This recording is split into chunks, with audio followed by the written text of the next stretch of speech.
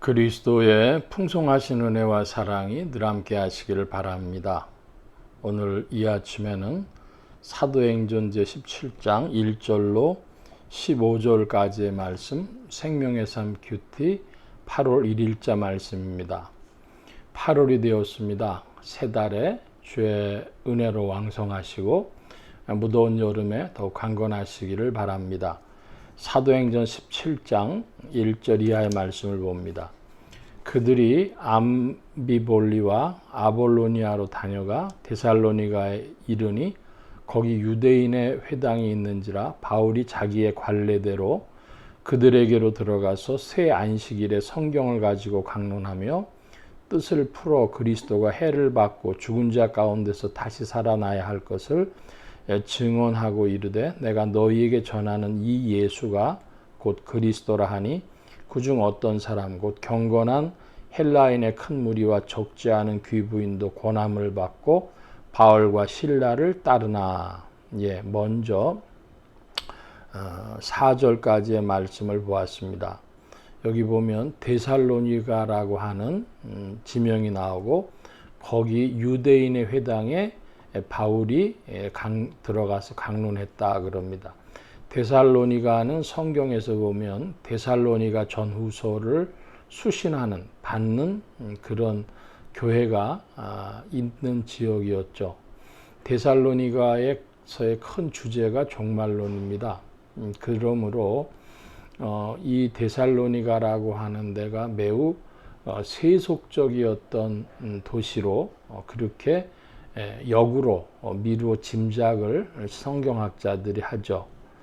바로 이 데살로니가 사람들이 있는 거기에 유대인의 회당에 이제 바울이 들어갔는데 자기의 관례대로 새 안식일에 강론했다 그럽니다. 새 안식일이면 3, 7이 20일, 21일 정도가 되겠죠.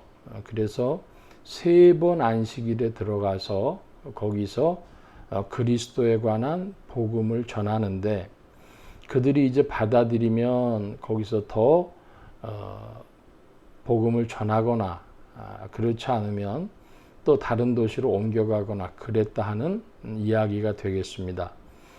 그래서 그리스도에 관한 말씀은 들을 사람들은 그리스도의 이름만 조금 듣고도 반응을 일으키고 그렇지 않을 사람은 또 한참 들어도 반응을 안 일으키는데 사람이 빨리 반응을 벌일지 아니면 수십 년 후에 믿겠다고 할지는 모릅니다. 어떤 교사와 결혼한 분이었는데 부인이 믿는 분이었습니다. 그런데 30에 결혼해가지고 자기 부인을 30년이 넘도록 예배당 문까지만 에스코트를 해가지고 데려다 줬어요. 조금 멀리 떨어져 있는 데를 자전거도 데려다 주고 또 자동차로도 데려다 주고 통영인가의 그 교장 선생님이셨다고 제가 아는데요. 기억을 하는데 근데 그분이 이제 퇴직을 하시고는 부인하고 같이 교회를 나오겠다고 얘기를 하시는 거예요. 부인이 깜짝 놀랐습니다. 그분은 언제부터 관심이 있었냐면 결혼하고 부인은 교회 갔다가 오는 거 데려다는 줬는데 오는 거는 이제 본인이 왔던 모양이에요. 부인이 당신 들어올 때 얼굴 보면 알았다 그러면서 속으로 저 사람이 은혜를 받았구만 그렇게 생각을 했다는 거 뭔가 좋은 일이 있었구만 그러면서 퇴직하고 나서 자기가 성경을 신구약을 손으로 썼습니다. 그래서 필사를 다 마친 후에 부인한테 나 이제 교회 가겠어 그러고 필사본 성경을 내밀었다는 거예요. 부인이 깜짝 놀랐죠. 그러니까 나중에 믿을 리도 있어요. 그런데 중요한 것은 이것은 지금 초기 교회의 선교 시대입니다. 사도 바울이 빨리 복음을 전해야 될 지역들이 있었죠. 그래서 그 바울은 자기가 세운 관례, 규례가 있어가지고 3번만 전하겠다. 그리고 또 다른 선교지로 가겠다. 이것이 바울의 선교 전략이었던 것 같습니다.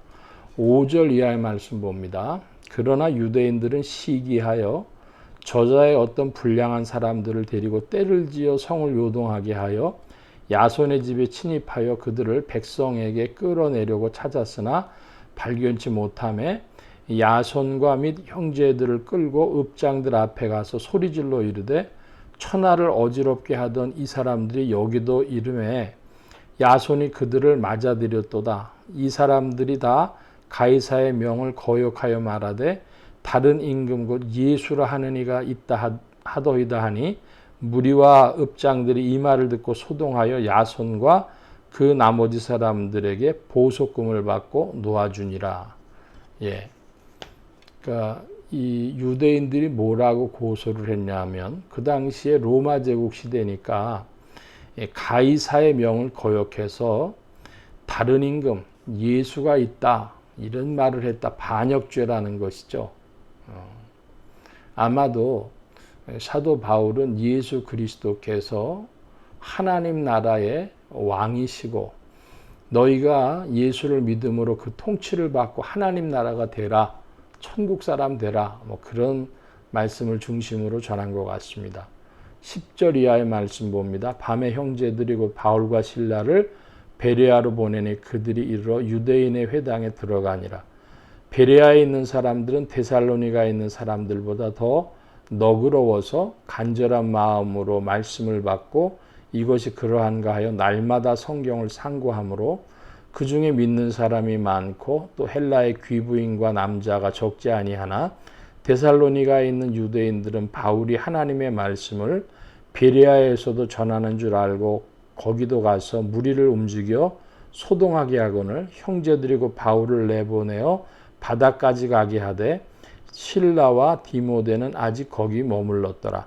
바울을 인도하는 사람들이 그를 데리고 아덴까지 이르러 그에게서 실라와 디모데를 자기에게로 속히 오게 하라는 명령을 받고 떠나니라. 그 베레아라고 하는 곳으로 이제 피신에 가까운 그런 이동을 했습니다. 데살로니가에서 베레아로. 거기서 또 바울이 말씀 운동을 일으켰는데 그 베레아 사람들은 너그러웠다. 우리 개역 한글판 성경에는 신사적이었다. 이렇게 표현하고 있는데요. 간절한 마음으로 말씀을 받아서 이것이 그러한가 하여 날마다 성경을 상고했다. 상고했다는 건 자세히 살펴봤다는 것입니다. 오늘날도 성경의 말씀을 자세히 살펴보는 여러분들이 되시기를 바랍니다. 자세히 살펴보는 중에도 문자주의를 넘어서서 그 뒤에 말씀하고 있는 문맥을 살펴보고 그 당시에 문화나 이런 것까지를 살펴봐서 그 본문에 말씀하고 있는 그 의미들을 이끌어내는 그런 말씀의 상고함이 있는 신앙생활이 되어지시기를 축원합니다. 그것이 우리가 오늘도 받는 분복인데 창세기부터 계시록까지 다 보면 수십 번 보면 대략의 내용을 알죠. 그러면은 우리가 성경 다 알게 되냐? 그렇지 않습니다. 아마도 우리가 세상 떠나는 날까지 성경 말씀을 상고할 때마다 우리에게 주시는 그 말씀의 뜻과 감동과 교훈이 계속적으로 주어진다. 그렇게 믿습니다. 여러분도 성경을 생애의 책으로 알고 평생 성경을 통하여 감동과 교훈과 빛을 얻는 여러분들 되시기를 바랍니다. 그 베레아의 말씀 전하는 이야기를 듣고 데살로니가 사람들이 거기까지 쫓아와서 선교 사역을 방해하는 겁니다. 그랬더니 이제 길잡이 해주는 사람들이 아테네로 바울을 이끌었습니다. 그랬더니 바울이 아테네에 있으면서 실라와 디모데를 빨리 자기에게 데려와 달라고 길잡이하는 사람들에게 부탁을 한 것이죠. 이 길잡이하는 사람들이 신자들이었을까 아니었을까는 성경을 상고하는 성경학자들 사이에 조금 이견이 있습니다. 이들이 복음을 잘 알지 못했으니까 아직은 믿는 사람들이 아니었을 것이다. 혹은 신속히 받아들인 사람들이었을 것이다. 근데 우리 정확하게 알 수는 없고요. 15절에 보면 바울을 인도하는 사람들이라고만 나와 있습니다. 돈을 받고 했는지 믿음으로 했는지는 모릅니다. 그러나 분명한 것은 길잡이가 필요해서 이 사람들을 활용을 했다는 것까지만 알 수 있겠습니다. 오늘 말씀은 여기까지 보겠습니다. 기도합니다. 아버지 하나님 함께하여 주셔서 오늘 본문의 말씀을 보니 데살로니가 사람들은 복음을 받지 아니하고 그 복음을 시기한 유대인들이 있었던 것을 봅니다. 같은 유대인의 회당에서 복음 전했을 때 베레아 사람들은 너그러운 마음으로 간절한 마음으로 말씀 받은 것을 봅니다.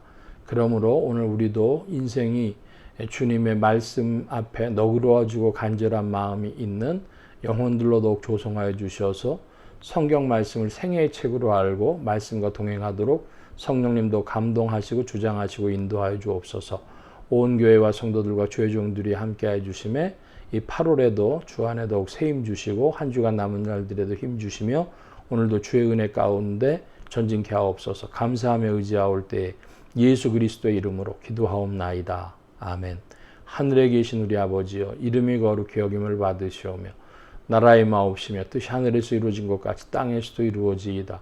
오늘날 우리에게 일용할 양식을 주옵시고 우리가 우리에게 죄 지은 자를 사하여 준 것 같이 우리 죄를 사하여 주옵시고 우리를 시험에 들게 하지 마옵시고 다만 악에서 구하옵소서. 되게 나라와 권세와 영광이 아버지께 영원히 있사옵나이다. 아멘.